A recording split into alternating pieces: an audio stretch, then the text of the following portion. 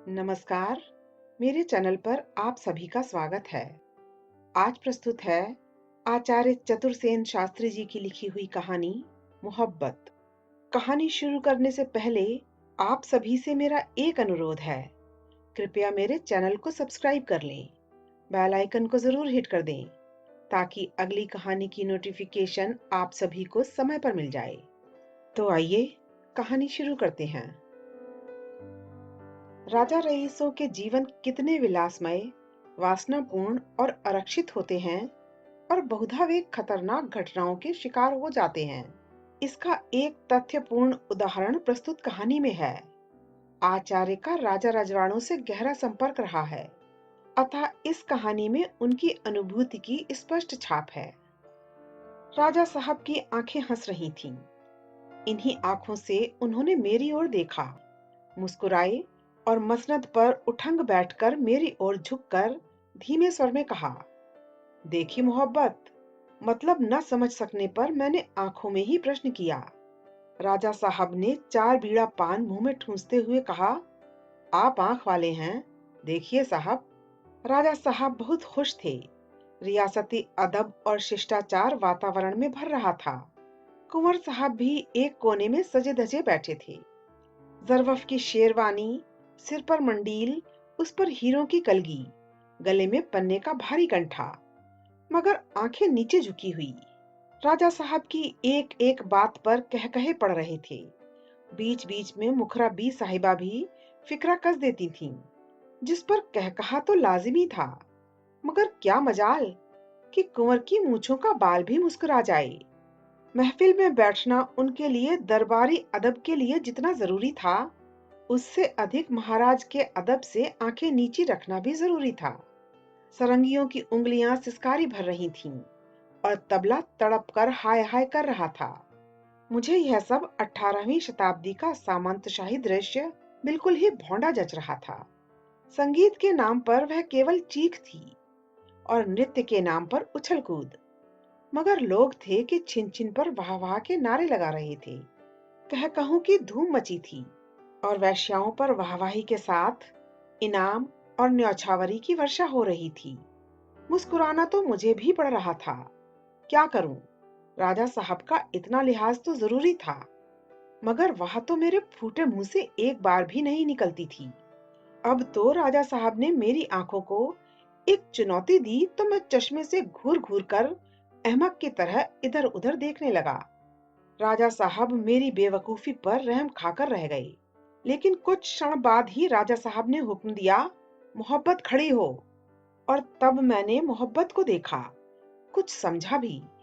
कम से कम राजा साहब का दिल तो समझ ही गया। लंबा छरहरा नपातुला बदन, चमकते सोने सा रंग, बड़ी बड़ी मदभरी आंखें, चांदी का सा साफ माथा, भौरे सी गुंजन भरी लटें, दूज के चांद के समान पतली भौहें और बिल्कुल 16 अंगुल की कमर। पैर की ठोकर दी तो घुंघरू बजे, फिर ठोकर दी, फिर दी, ठोकरों की झड़ी लगाई। घुंघरू बजे छम छम छमा छम, छमा छम, छम छमा छम। और फिर देखी वह 16 अंगुल वाली कमर, बल खाती इठलाती नागिन सी लहराती, और उस पर तैरता वह अछूता यौवन। मद भरी आंखें, तिरछी भौहें। यहीं पर बस नहीं, कोयल की कुहू, पंचम की तान। मसनद पर झुककर मैंने राजा साहब के कान के पास मुंह ले जाकर कहा, देखा महाराज, अब देखा। राजा साहब ने भौहें तरेर कर कहा, अब क्या देखा? खाक। अब तो धनिये जुलाहे सब देख चुके, सबकी नजर पड़ चुकी, झूठी हो चुकी। उन्होंने फिर अपना चांदी का पानदान खोल 4 बीड़े पान के हलक में ठूंस लिए और मेरी तरफ से मुंह फेर लिया। क्या करूं? देहाती दहकानी ठहरा। राजा साहब को खुश करने का कोई ढंग ही नजर नहीं आया। मन मारकर मोहब्बत का नृत्य देखने लगा।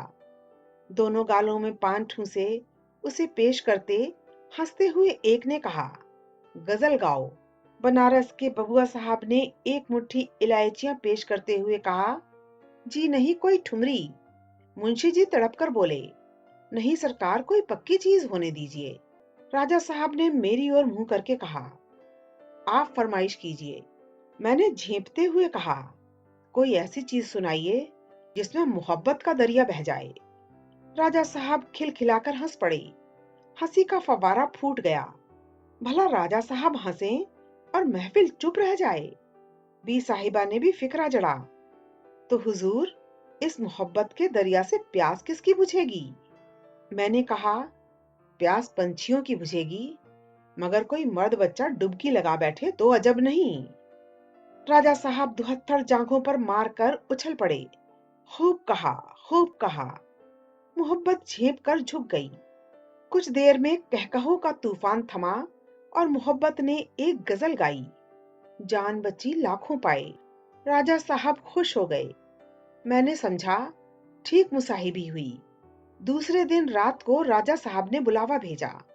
जाकर देखा, दीवान खाने में राजा साहब और मोहब्बत दोनों ही हैं। पास में राजा साहब के मुंह लगे पेशकार राजा साहब का बड़ा सा चांदी का पानदान गोद में लिए बैठे हैं। मोहब्बत ने आधी ताजीम दी और सलाम किया। मैंने कहा, मुबारकबादी देता हूँ, आप एक ही कमाल हैं। जी हाँ, कल आप नहीं बना सके सो अब बनाइए। मोहब्बत ने टेढ़ी नजरों से देखकर कहा। नहीं नहीं, ऐसा नहीं है। आपका फन ही ऐसा है कि जो देखेगा सिर धुनने लगेगा।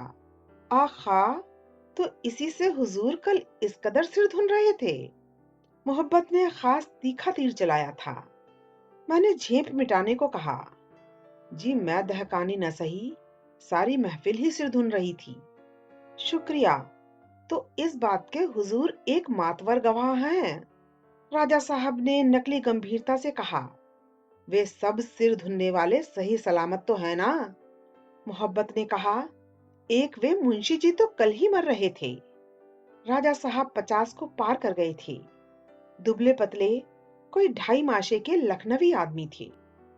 रंग पक्का, खोपड़ी गंजी, आंखों में मोटे शीशे का चश्मा, खाने पीने और कपड़े लत्तों से असावधान मगर पक्के पियक्कड़, धुन के पक्के और सनकी। 2 रानियां जिंदा हाजिर थीं। एक सही मानों में धर्म पत्नी जो सिर्फ महलों में धरी रहती थीं।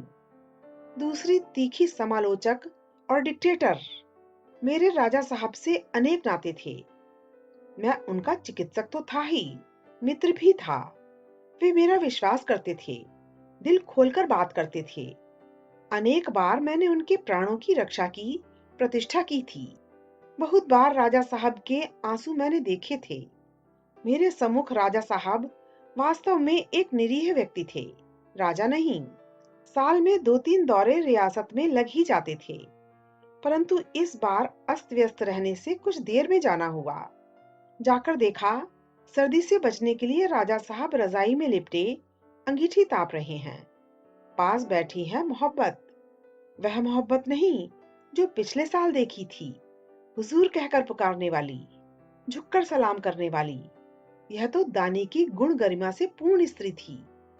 उसकी आंखों में गर्व और बातचीत में रानीपन की साफ झलक थी।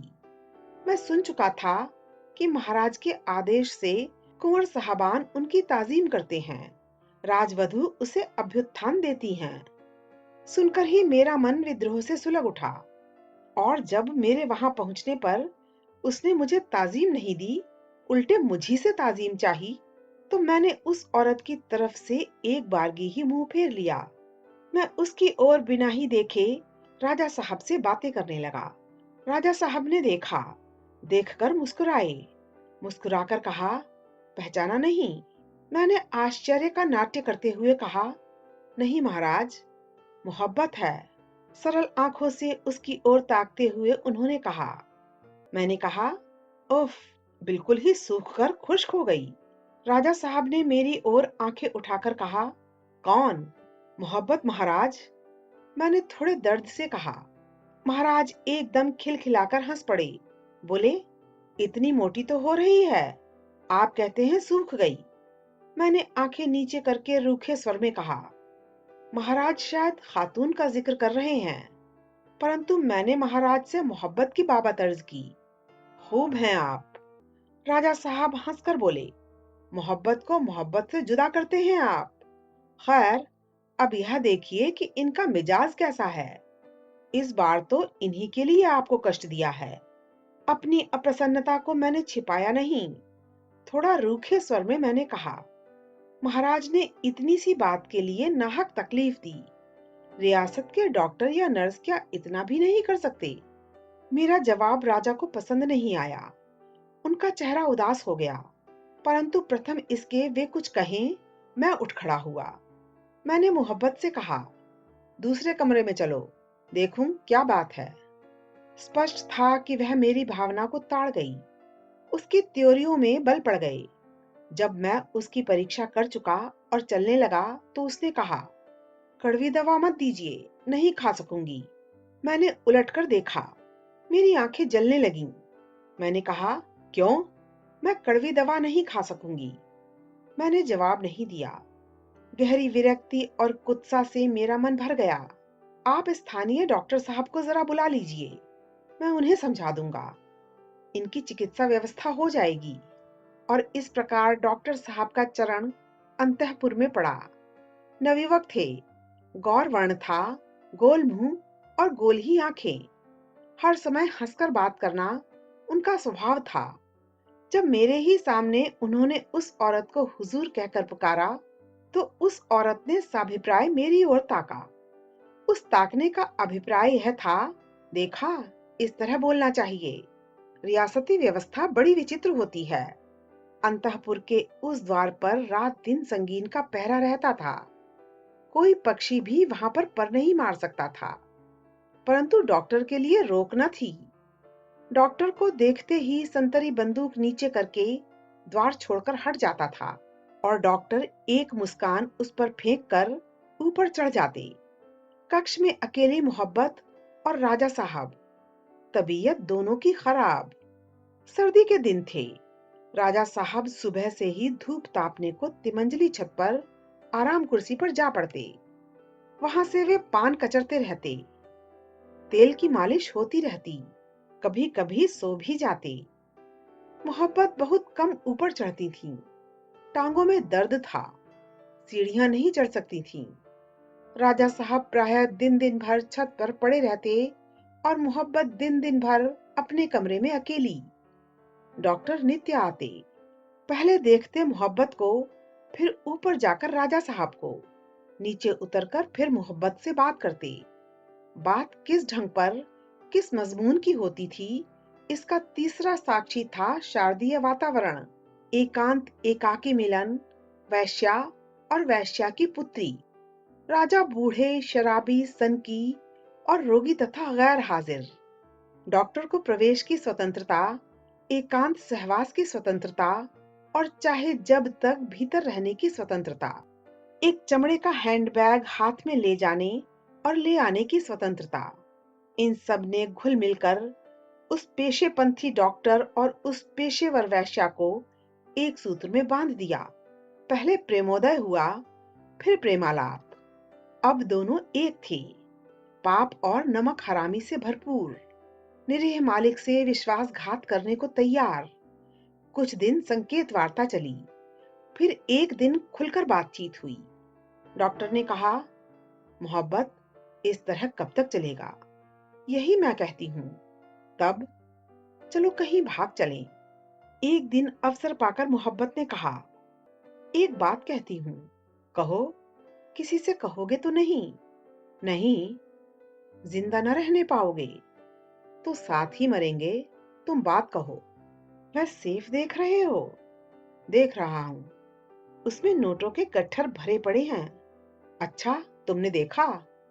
देखा, लेकिन खजाना तो नीचे पहरे में है। यह महाराज का प्राइवेट पर्स है। अच्छा, कितना रुपया है? कल गिना था, 5 लाख के नोट हैं। सच? एक मोतियों की माला है, कहते थे 1 लाख की है। अच्छा, एक हीरे की कलगी है, 1.5 लाख की है।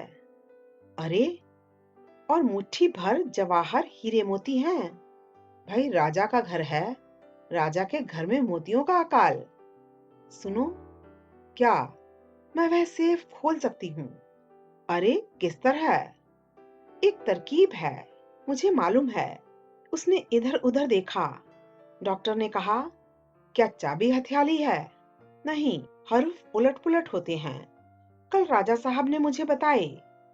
डॉक्टर ने अपने को संयत करके कहा, मोहब्बत, तुम जानती हो मैं तुम्हें कितना चाहता हूँ। खूब जानती हूँ।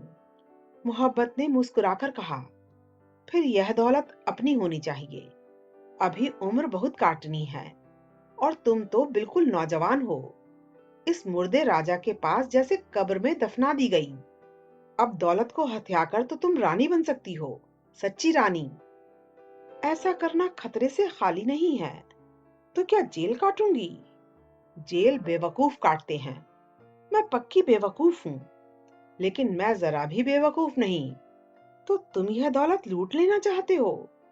पहले एक बात बताओ, क्या यह सेफ की बात किसी को मालूम है? सेफ को तो सभी ने देखा है। नहीं रकम, ना, किसी को नहीं मालूम।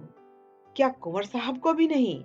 नहीं, उन्हीं से छिपाकर तो यह रकम और जवाहरात रखे गए हैं। किस लिए? हविश। जवाहरात तो सब रानी साहिबा के हैं। उन्हें मालूम है? नहीं।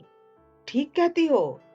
परसों स्वयं राजा साहब ने कहा था, इस रकम की कभी किसी के सामने चर्चा भी ना करना। और तुम्हें उन्होंने ताला खोलना बंद करना भी बता दिया। दो एक बार देखा, मैं समझ गई। क्या राजा जानता है तुम इसे खोल सकती हो? नहीं, मैंने कल ज्यों ही मजाक से हाथ लगाया था, सेफ खुल गया। तो यह हमारा तुम्हारा भाग्य है। मोहब्बत, मेरे तुम्हारे बीच ईमान है। मेरी गंगा तुम्हारा कुरान। कसम खाओ। खाई भाई। कल से चारपाई पर पड़ जाओ। मैं रोज आऊंगा, खाली बैग लेकर, और जितना उसमें समा सकेगा भर ले जाऊंगा। राजा साहब कब ऊपर जाते हैं? चाय पानी पीकर 9 बजे। मैं 10 बजे आऊंगा। लेकिन राजा यदि कभी सेफ खोले? हमें सिर्फ एक हफ्ता लगेगा। इसी हफ्ते यदि बात खुल गई? डॉक्टर की आंखों में चमक आई और उसने मोहब्बत का हाथ कसकर पकड़ा और कहा, एक हफ्ते में भी नहीं और उसके बाद भी कभी नहीं। एक काम कर सकोगी क्या? चाय के साथ? डॉक्टर की जुबान लड़खड़ाई। मोहब्बत ने घबराकर कहा, ना भाई, यह काम मुझसे ना हो सकेगा। बेवकूफी मत करो, मैं डॉक्टर हूँ, अनाड़ी नहीं। शक शुबा किसी को ना होगा। काम ऐसी सफाई से होगा। अरे बाबा, फांसी पड़ेगी, फांसी। क्या बातें करती हो मोहब्बत। सिर्फ 2 कतरे चाय में डाल दो। चाय तो तुम ही बनाती हो। हाँ, परंतु उससे क्या होगा? क्या यह जहर है? जहर तो है, लेकिन राजा इससे मरेंगे नहीं, सिर्फ बदहवास हो जाएंगे। उनका दिमाग फेल हो जाएगा। इसके बाद? इसके बाद हमारे लिए अवसर ही अवसर है। चतुर डॉक्टर ने उस औरत को हिम्मत कायम करने का अवसर दिया और तेजी से चल दिया। मोहब्बत एकदम मसनद पर से उठ गई। राजा साहब यूं तो हमेशा ही किसी न किसी शाही बीमारी से मुब्तला रहते थे। कभी सर्दी, कभी जुकाम, कभी कुछ कभी कुछ। मगर यह तो उनकी तंदुरुस्ती के ही अंतर्गत था। आज एकाएक उनकी तबीयत में परिवर्तन सा लगा। वे ऊपर जाकर आराम कुर्सी पर बदहवास से पड़ गए। डॉक्टर आया, महाराज को बारीकी से देखा और कहा, रात ज्यादा ड्रिंक किया गया प्रतीत होता है। आराम फरमाने से कल तक सब ठीक हो जाएगा। उन्होंने राजा साहब के लिए नुस्खा लिखा और भी हिदायतें लिखीं। राजा साहब ने जैसे नींद से जागकर कहा, मोहब्बत को भी देखते जाइए कैसी है। देखता जाऊंगा सरकार। वे नीचे उतरे। आंखों ही में बातें हुईं। मोहब्बत ने कहा, हम मारे जाएंगे डॉक्टर साहब। फिक्र मत करो, हिम्मत रखो। लेकिन मैं यह काम नहीं कर सकती। आज यह दवा मैं नहीं दूंगी। तो मैं कहूंगा कि मोहब्बत ने राजा साहब को जहर दिया है। जानती हो, मैं डॉक्टर हूँ। चाहूं तो अभी आधे घंटे में हथकड़ियां डलवा दूंगा।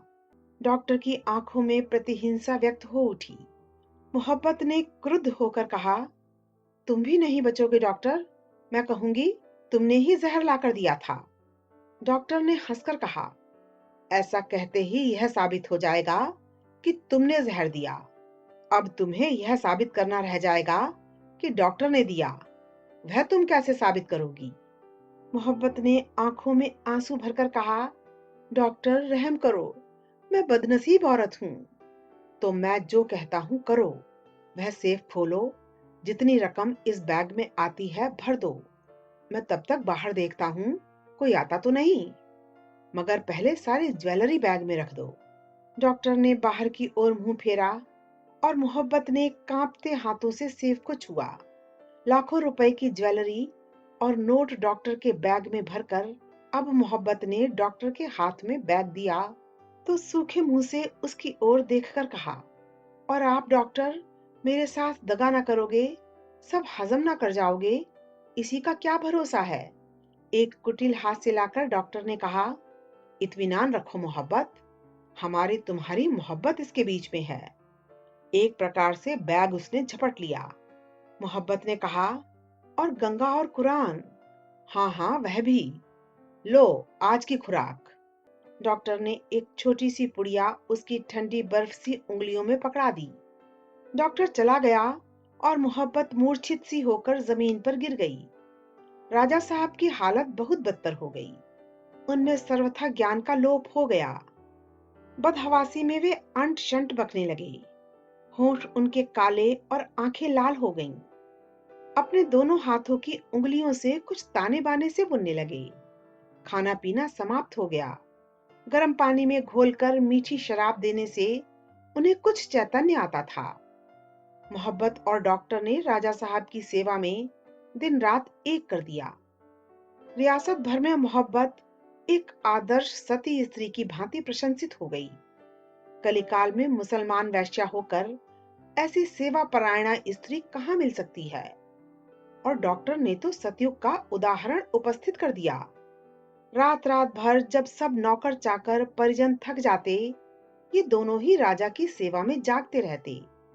उन्हें निर्विघ्न संदेह रहित मृत्यु के द्वार तक अत्यंत सफलता में पहुंचाते जाते थे।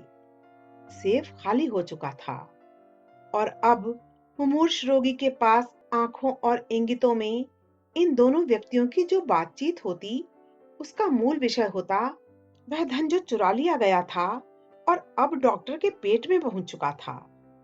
मोहब्बत घबराकर सूखे होठों से कहती, देखना, दगा न करना, तुम्हारे विश्वास पर यह सब किया है। डॉक्टर आंखों में ही जवाब देते, इत्मीनान रखो, सब ठीक हो जाएगा। परंतु जब राजा साहब की अवस्था सांघातिक रूप धारण कर गई तो डॉक्टर ने कुंवर साहब से कहा, अब तो मेरे बूते की बात रही नहीं है। किसी बड़े डॉक्टर की सहायता की आवश्यकता है। कल न जाने क्या हो जाए तो मेरा मुंह काला होगा। मैं तो जो करनी थी कर चुका। भला डॉक्टर की सेवा में संदेह किसे था। राजा साहब को सदर शहर में अस्पताल ले जाया गया। वहां अनेक धुरंधर डॉक्टर उनकी देखभाल करने लगे, परंतु रोग का कारण किसी की समझ में नहीं आ रहा था।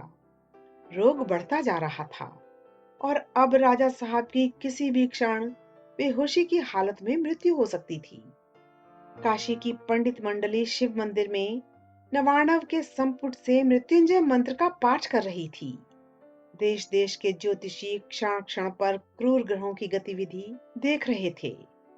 गतिविधि ठीक ठीक नहीं देखी जा सकी थी तो केवल डॉक्टर और मोहब्बत की, जो इस निर्मम हत्या, विश्वासघात और उनके प्रधान अभियुक्त थे। डॉक्टर हताश हुए तो एक दिन पश्चात कुंवर साहब ने मेरा ध्यान किया। जरा सी ही बात पर राजा साहब मुझे बुला भेजते थे और अब इतना बड़ा कांड हो गया और मुझे नहीं बुलाया गया। कुंवर साहब के प्रस्ताव का डॉक्टर और मोहब्बत दोनों ने ही विरोध किया। डॉक्टर ने कहा, इतने बड़े चिकित्सक हार बैठे, वे आकर अब क्या करेंगे। कुंवर साहब ने कहा, माना कुछ ना करेंगे, होनहार होकर रहेगा, पर अपने मित्र को देख तो लेंगे। मुझे सूचना भेज दी गई। आकर देखा, अभागा राजा बिछौने पर असहाय अवस्था में पड़ा है, आंखें आधी बंद, ऑक्सीजन गैस से श्वास लेता हुआ। दोनों हाथों की उंगलियां जैसे किसी सूत के धागे को लपेट रही थीं। आंखों का रंग लाल अंगारा, टेम्परेचर बिल्कुल नहीं, गुर्दों का काम बंद, दिल की धड़कन किसी भी क्षण धोखा देने वाली। सब कुछ देखकर मैं आश्चर्यचकित रह गया और जब मैंने सुना कि पूरे 11 दिन से ऐसा है, तब तो मेरा मन संदेह और आशंकाओं से भर गया। हर दूसरे घंटे पर डॉक्टर रोगी को संभाल रहे थे। मेरी आवाज सुनते ही वे दौड़े आए और शुरू से आखिर तक रोग का इतिहास सुनाने लगे। एक दो संबंधी राजा उपस्थित थे। बहुएं, पुत्र, परिजन सभी थे। डॉक्टर रोग विवरण सुना रहा था। बीच बीच में अनावश्यक हास उसके होठों पर आ जाता था। मेरा संदेह निश्चय में बदल रहा था। बीच में रोककर मैंने पूछा, ठहरिए, टेम्परेचर चार्ट कहाँ है, देखूं? डॉक्टर का मुंह सूख गया। उसने कहा, टेम्परेचर चार्ट तो हमने बनाया ही नहीं। क्यों? मैंने खूब कड़ाई से प्रश्न किया। डॉक्टर ने हकलाते हुए कहा, टेम्परेचर राइज ही नहीं हुआ तो बिना ही टेम्परेचर के ये डिलीरियम के सांघातिक आसार उत्पन्न हो गए। जी हाँ। डॉक्टर ने थूक सटक कर हंसने की कोशिश की। मैंने कहा, और आपने इधर ध्यान नहीं दिया? दिया साहब, मैं संयत न रह सका। गरजकर मैंने कहा, डॉक्टर, यह सरासर खून का केस है। मुझे मुनासिब है कि पुलिस को इत्तला दूं। मैं तेजी से कुर्सी छोड़कर उठ खड़ा हुआ। मोहब्बत चीख मारकर बेहोश हो गई। डॉक्टर मुर्दे की भांति जर्द पड़ गया। जूड़ीग्रस्त पुरुष की भांति वह कांपने लगा। इसी समय राजा ने आंखें खोलीं। उनकी वह दृष्टि स्वाभाविक थी। मैं लपक कर उनके पास गया। दोनों हाथों में उनका हाथ लेकर कहा, महाराज, साहस मत खोइए, आपकी जो इच्छा हो कहिए। उन्होंने इधर उधर आंखें घुमाईं। क्षीण स्वर में कहा, बड़े। तुरंत ही बड़े कुंवर ने उनकी गोद में सिर डाल दिया। राजा की आंखों से आंसुओं की धारा बह चली। मैंने नाड़ी, दिल की धड़कन देखी। भीड़ को तुरंत हटाया। राजा साहब ने मुंह खोल दिया। मैंने कहा, गंगा जल दीजिए।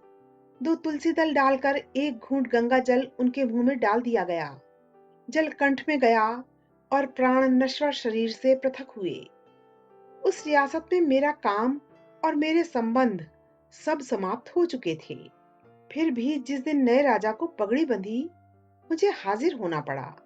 नए राजा नवयुवक, भावुक और दुबले पतले लजीले से थे।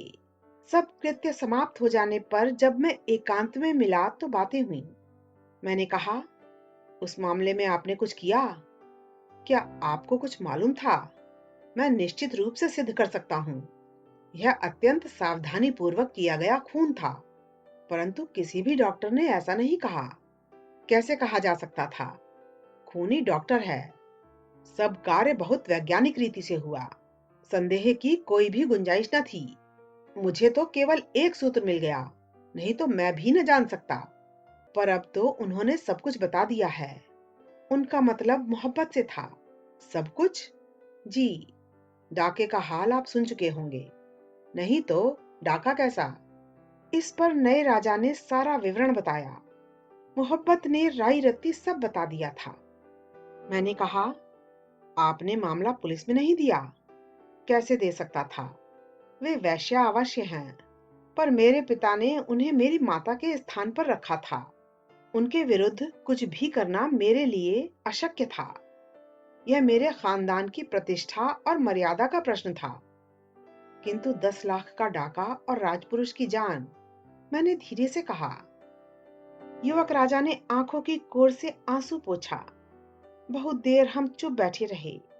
फिर मैंने कहा, रुपया मिलने की कुछ उम्मीद है? नहीं। तब क्या डॉक्टर लूट ले गया? मोहब्बत को कुछ नहीं दिया? नहीं। डॉक्टर कहाँ है? छुट्टी ली है, शायद तबादला भी करा रहा है। और मोहब्बत? वे यही हैं। क्या मैं मिल सकता हूँ? नए राजा ने देखकर कहा, क्षमा कीजिए, वे बाहर नहीं आती हैं, महल में हैं। युवक राजा की शालीनता अद्भुत थी। मैंने कहा, राजा मर गया, आप चिरंजीव रहें। और मैं उठकर चला गया। अभी आप सुन रहे थे आचार्य चतुरसेन शास्त्री जी की लिखी हुई कहानी, मेरी यानी अर्चना की जुबानी। आपको यह कहानी कैसी लगी? कृपया कमेंट करके बताएं। अच्छी लगी तो लाइक करें, शेयर करें। और यह भी बताएं कि अन्य कौन सी रचनाएं आप सुनना चाहते हैं। आपसे फिर मुलाकात होगी किसी नई कहानी के साथ। तब तक के लिए धन्यवाद।